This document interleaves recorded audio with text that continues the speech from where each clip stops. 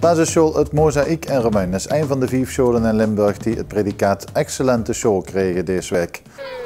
10 jaar geleden kreeg basisschool Het Mozaïek in Remuin voor het eerst het predicaat excellent.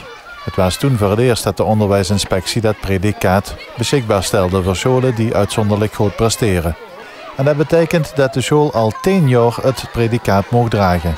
En dat was dus reden voor een extra feestje op de speelplaats van het Mozaïek. Het zonnetje scheen en het regende hier alleen confetti. Meneer Jan eruit mag halen, dat zit hem erin.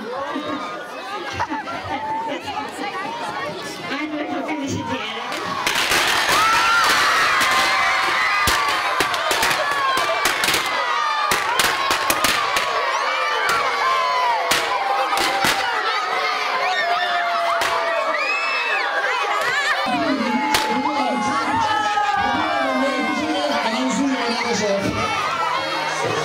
Feest op excellent school, de jongens! Zijn best van Nederland!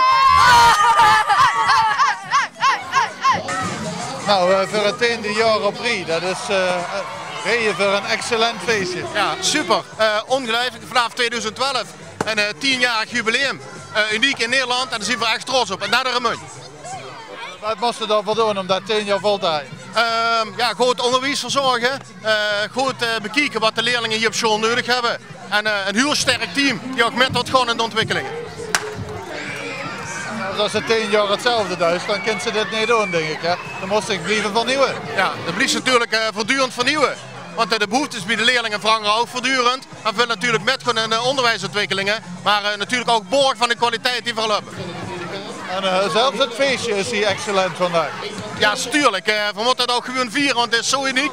En ik ben trots op mijn collega's, want die maken het elke dag weer waar. Maak er een schone dag. Dankjewel.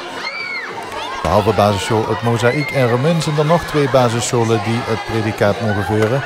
Namelijk Sint-Pieter in Maastricht en de Lindegaard in Rotem. Ook 2 middelbare scholen kregen het predicaat excellent. Het Bouwis in Panningen en het Wildveld in Venlo.